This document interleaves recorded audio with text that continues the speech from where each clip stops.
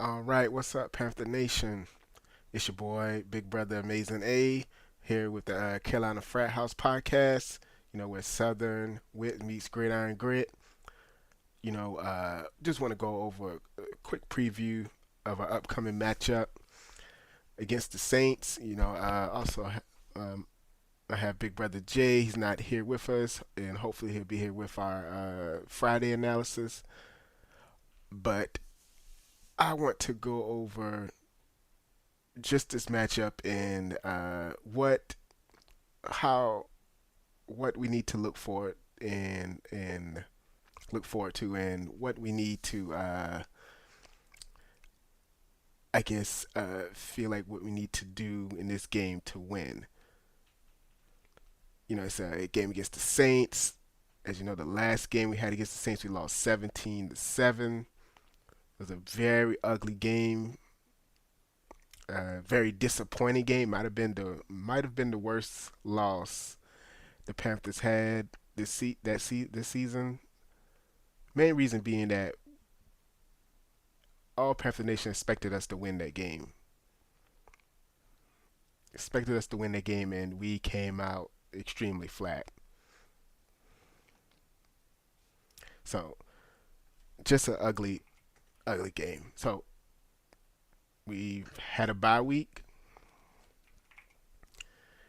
and we had a lot of players injured or out. We still managed to win against the Rams. Now we're coming out the bye week. So what? So what do we need to look forward to? That's what we need to ask ourselves. What do we need to look forward to? So let's go over to the next page.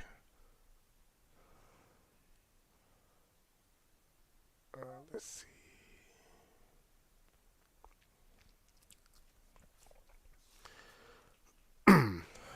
All right, so we got the matchup: Panthers versus Saints. Okay, we're playing this game in New Orleans, and I listed three things, but I actually want to start with the third one. So the first thing I listed was the Panthers offense, Saints defense, but let's start with the third one. Uh, is this a must-win game? I was I will say this is a must-win game. Okay, this we need to win this game. Why do we need to win this game? I personally believe if we lose this game, even though we're not mathematically out of the division race, if we lose this game, I do not believe we will be able to beat Tampa Bay twice. That's I don't think our team would have the sachet of confidence to lose to the Saints twice and then somehow beat Tampa Bay twice. Twice in 3 weeks.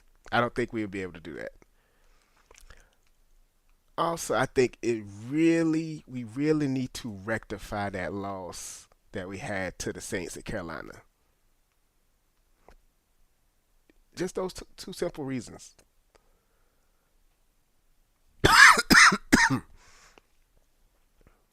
We we need to we need to show that that was a fluke, and now we found our identity, and that's the biggest problem with the Panthers. We've been going back and forth about what our identity is. Are we a running team? Do we want to try passing? Do we want to try? Do we want to try to run Chuba? Do we want to try to run Rico instead? Give him majority carries. Do we want to try to focus on Xavier Leggett? Try to get him some passes and whatnot. Like we really need to focus on what our identity, and I think we should have our identity. All right. So what's our identity? Okay, we're a running team. Running team. We run the ball. Our running back should have at least 25 carries. All right. I think we might have figured out the even split, but it seemed like we're focusing more on Chuba to lead the way. Which first I didn't like it, but um, Chuba has shown his worth as he gotten healthy and has shown that he's still a great running back. So we can still go in that. But I would like Rico to still get some good carries. But we're a running team, okay? So we're gonna have to run on the Saints. All right. Last time the Saints were able to shut down the run, and that basically affected our whole offense. The Saints defense basically dominated our offense. We only had 175 yards total for the game. We had a bad interception in the fourth quarter, and we I think we had less than 100 yards total at halftime. So just like I said, our offense was putrid, and I guess going to like the number one thing I have on this list, Panthers offense. So that's with our identity, we have to run the ball.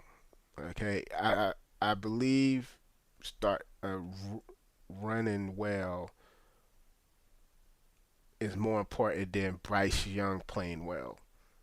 Okay, I think he Bryce Young can feed off the run.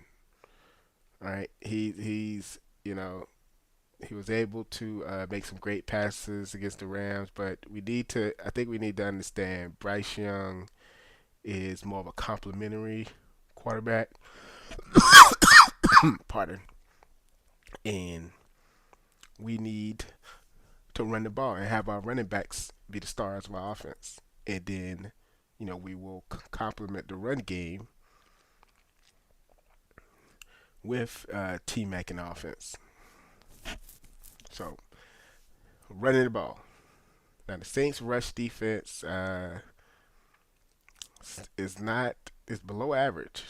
It's currently ranked below average, but for some reason, Saints, and this I would go back, a couple of years. For some reason, Saints seems like the past couple of years, the Saints whoop our ass at least once a year.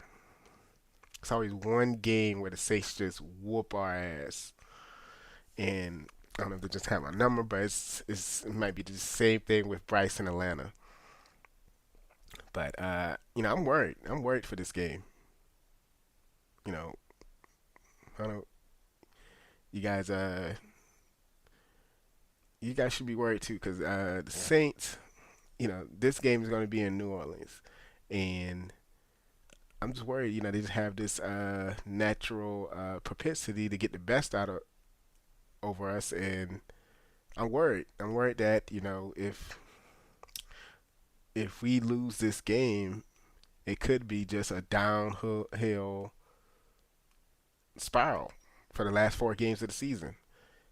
And I just want to say, for now, just being 7-6 in this position, I think this should guarantee Dave Canales at least another season, at the very least another season. Okay, so I believe this is totally different than Matt Rule's season. All right, I think Dave Canales has done well for the most part. And if you'd have told me we would have been 7-6 at the beginning of the year, I I wouldn't have believed it. I thought we'd probably be like four and something. But I guess 4-9. But we we we we could spiral downhill, especially if you look at our four games. It's the Saints, Tampa Bay, Seattle, and then Tampa Bay again. All right, Tampa Bay needs those games to win the division. Saints, division rival. Seattle needs the game against us. All right, these teams needs these games. So just going from 7-6 to 7-10 to end the season, that's very, what happened. You don't want to end your season on a losing streak, and because that could carry on into the next season. With Bryce Young, I'm not so sure on him being the starter next year. And it's something I wish I would have put it in one of the bullets, but it's something I really, really want to talk to. It's Bryce Young fans, um, fantasy fans, and then I should say Bryce Young fans' point of view, fantasy football point of view, and then Dave Canales' point of view. And that's Dave Canales' point of view is the one I feel like fans do not look at. Right? So from Bryce Young's point of view, and I'm gonna just give y'all the title Alabama fans. All right. So most Bryce Young diehard fans are Alabama fans, I think. But Bryce Young's fans, Alabama fans, when they look at the team and look at Bryce Young, what they're expecting is, okay, no matter what, give Bryce Young 5 years. So after this season, you know what? The coaching was unsteady. He can still progress. Some quarterbacks wait until their third or fourth year. Hey, look at Sam Darnold. Hey, look at Drew Brees. It took them, years after until they started playing well. So let's pick up his 5th year option. You're not gonna find anybody better. You're not gonna find anybody better. So let's just go all in on Bryce. And then after his 5th season, then if he's still not good, then you might can replace him. Okay, something they say. I don't think Bryce is playing excellent, but it's Dave Canales. His coaching isn't good enough. He's putting Bryce in a bad position sometimes. So let's think on that. That's what I read and hear from most fans that I would call Bryce Young fans. Their point of view. Now I'm gonna go with the fantasy football point of view. So these are the fans. Uh, they're they're looking at, okay, if we can't win the division, I want us to lose the rest of the game so we get a higher draft pick. You know, they're thinking about conveniences. We got if it's convenient for us to trade or get this person to accept a pay cut, that's what I want. That's type of thinking. So that's what I mean when I say fantasy football fans' point of view. So their point of view, all right? We're still in the race for the number one in division. Okay, we're tied with Tampa Bay right now. I believe Tampa Bay slightly has the edge over us right now, but we're still in the playoff hunt. Okay, so what they're looking at is, hey, let's look at these next two games. Right? If we go 0-2 these next two games, they probably say that we want us to lose the next two games. If we win 1 or 2, let's go for it. So what they're asking for at quarterback is contingent on how these next games go. So if we lose out, yes, let's try for another quarterback. Okay, let's try. It's close. Hey, especially if Bryce doesn't look well in these games, come on, we're gonna try for something. You gotta try for something. So hey, we're gonna sign someone like Brock Purdy, Geno Smith.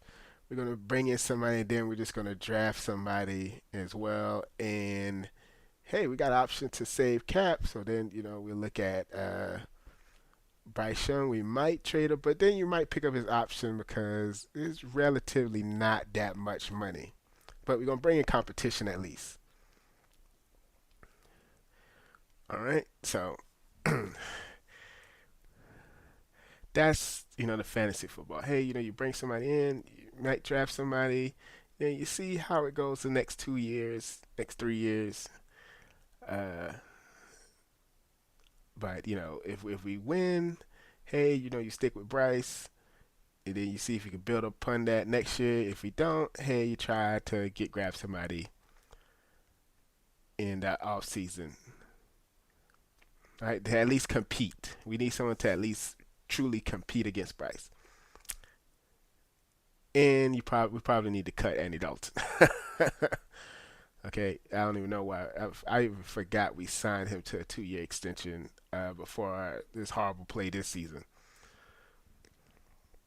Now, here is Dave Canales' point of view, and this is what we need to pay attention to and to consider when we talk about what we would do next season. And I'm pretty sure I'm gonna have to bring these point of views back up at near the end of the season when we do the end of season review.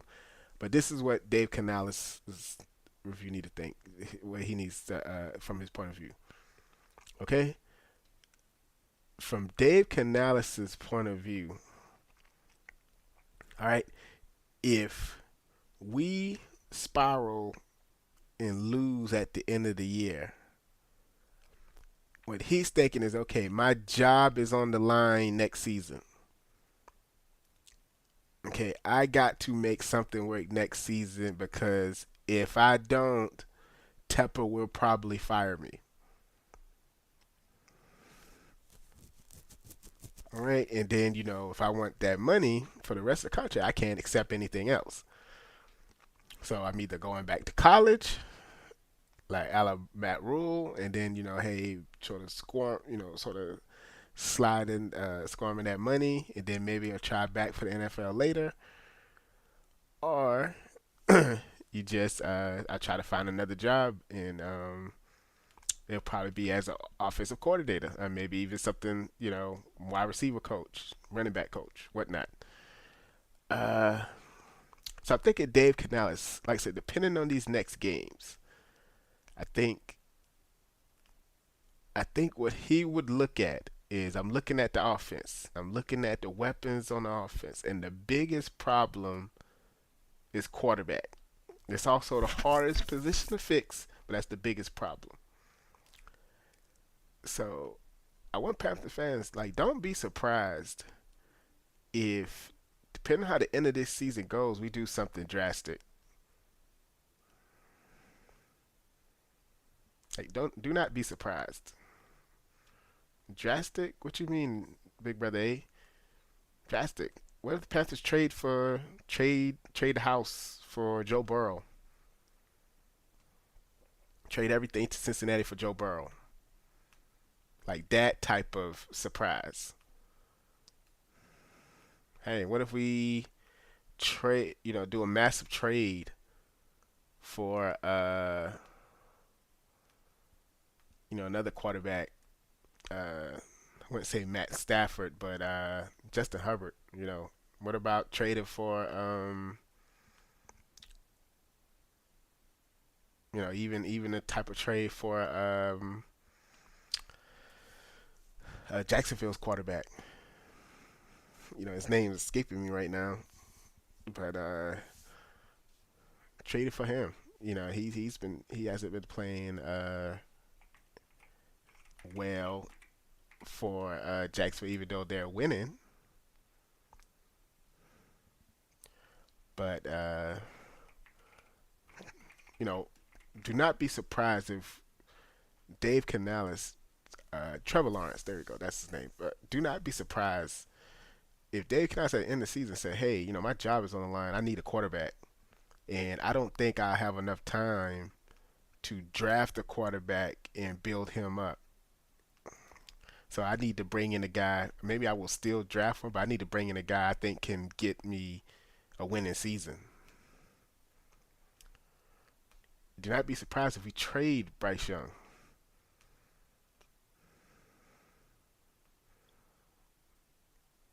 I think, like I said, just think about it from Dave Canales' point of view. Okay, do you think he will, if our offense sputters again, do you think he will willingly bring back Bryce Young and bring menial competition and think, okay, I can make this work year three? Think about Matt Rule when he was in a similar situation. Okay, Matt Rule traded for Baker Mayfield because he felt like Sam Darnold couldn't do anything. You know, and then we ended up basically wasting that trade and then traded him to the Rams. You know, it was a last minute Hail Mary. I have to do something. Do you think Dave Townsend is gonna wait if we start off with a losing record next year to do that? No. I think he's gonna look at it this offseason, and this is all contingent on how these last four games go. Hey, if we win two of these games, I think we win two of these games, you can sort of build on Bryce. Let's say we end the season 9-8. 9-8, maybe not get in the playoffs, but we win a winning record. See, if we have that, maybe you keep Bryce, and then maybe you draft somebody that you could work on, maybe in the second or third round.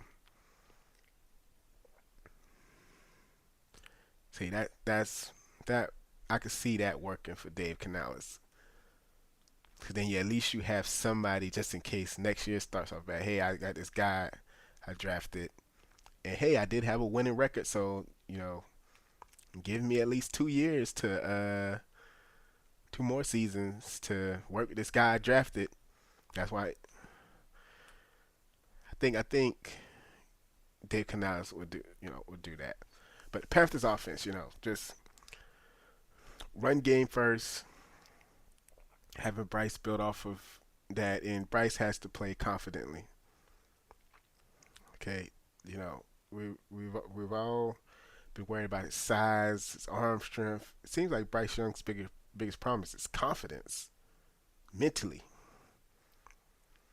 Which it's surprising because that was supposed to be such a strength coming into the league. And I will say, man, Bryce Young does have a clutch gene. Extremely, it's weird where he has like such an extremely good clutch gene, but then also has an extremely bad fail gene too. It's weird. It's like 50-50. That's why I use the picture. It's like Dr. Jekyll and Mr. Hyde. Like, which one are you gonna get? So we need uh, Dr. Jekyll. Okay, we need good Bryce, good offense, and the Saints defense. I think we need to show that we can handle defense. I don't. The Saints defense isn't just some top defense. Demario Davis had a great game. Really, our defense had a pretty good game, even though J.C. Horn had a terrible game. We tripped twice and really gave up two touchdowns because of that. But we actually still kept our team in the game until the fourth quarter. Tyler Show, he's been actually playing pretty decent for a rookie quarterback. You know, Tyler Show is playing as a rookie better than Bryce did as a rookie. So if I'm a Saints fan, I'm seeing potential with him, and that's I think we've seen some of the potential with Bryce now, but that first year, oof, rough to watch. But but I'm going to deem this game as a must win. All right, must win. The Panthers have to win this game. We have to go 8-6.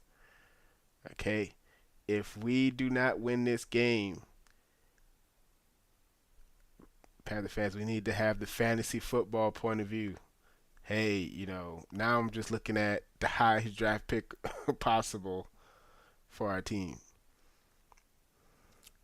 But we must win this game. I believe we can. That's the thing. The good news is I think we can win this game as long as we don't beat ourselves. Right? This game, we just gotta come out with a mentality with the run. We need to play our best football. Right? We need to play our best football these next 4 games so that maybe we can build that up into the playoffs. That's what we need to do. So, Panther Nation. One thing, and let me go back to solo screen. One thing I want us to look at, and one thing, when I have my fellow Frat House podcast brother on Friday, we're gonna start doing these podcasts Monday, Wednesday, Friday. Maybe some reviews for this after the Sunday game, but definitely Monday, Wednesday, Friday. Oh yeah, and also like and subscribe, please. Trying to build up this channel.